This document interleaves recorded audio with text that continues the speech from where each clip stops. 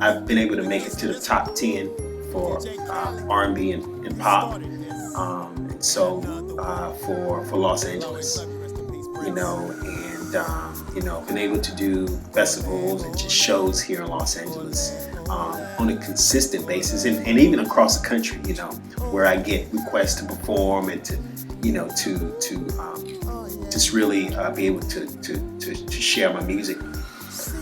But what's crazy is, and I did a radio interview recently in the UK, got one coming up for South Africa, but what really is crazy is like in the making of my album, right now, like the songs that I do is kind of from then to now, from past to present, from where I was as a young man to where I am as a man now, and how my feelings on relationship and on my perspective on marriage, and then what is that person, because we say, this is my soulmate, this is my rib, but then like 3, 4, 5, 10 years later, people get divorced. So it's like, what happened? I thought that was your soulmate.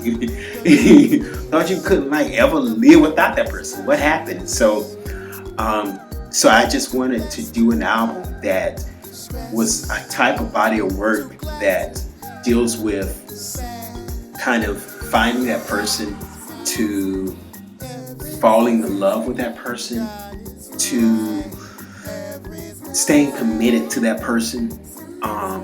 And it's not like what you hear now on the radio, I think, because like what you hear on the radio is like 5, 6, 7, 8 chicks I done had as a date, took them back to the room and we had some food. You know what I'm saying? Like it's all about like how many women you can get. And I'm not knocking any artists. I'm just saying like now, like today, this is what music's about. But I think with this album, I bring a different feel and a different understanding that, hey, listen, let's go back to when you found that lady, that one significant one, and you only had eyes for that one.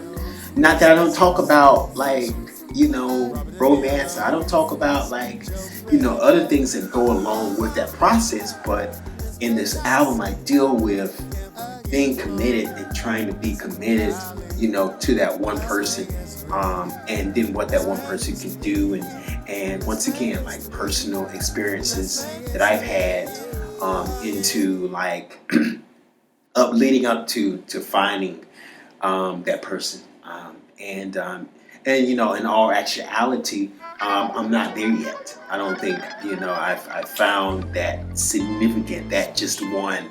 But I do believe that doing this album, it is allowing me to know what I want, and there are like prospects out there who I think are qualified for the job. Ladies. But do I feel that like I've arrived to that point? No. Do I feel like I'm very close? Yes. Because after a while, you got to ask yourself, I don't care how much money you make. I don't care how many people know your name. I don't care how famous you are. Every man has to ask himself, okay, how long do I intend on being a player? How long do I intend on doing this search? How long do I intend on, being single and mingling, because I think that the sooner that you're able to come to like, I really want to unite myself with somebody that's gonna help make me better. Somebody that I could take up to another level and make better, and somebody that's gonna help me make me better, and that's gonna be embracing to all the things that are within your life. Not saying they agree with all the things in your life, but they're gonna, be your support. They're gonna be your help. They're gonna be your rib.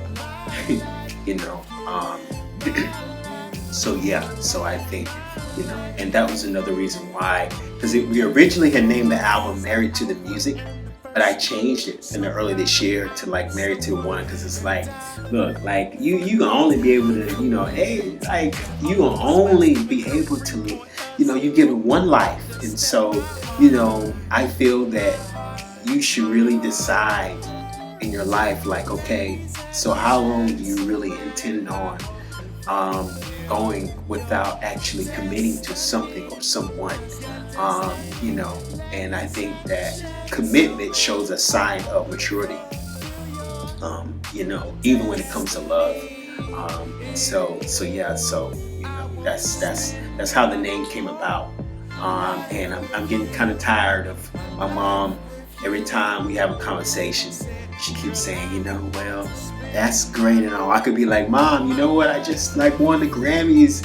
I got Grammy nominated. I've been asked to do the BET Awards after party, which happened not too long ago. And I get offers to do after parties and big shows. And I tell her, and at the end of the conversation, it usually turns into, she's like, well, you know, it'd be really nice if I had just at least 1 or 2, 3, maybe 4, 10 grandbabies before I go on and be with the Lord. And I'm like, here we go again.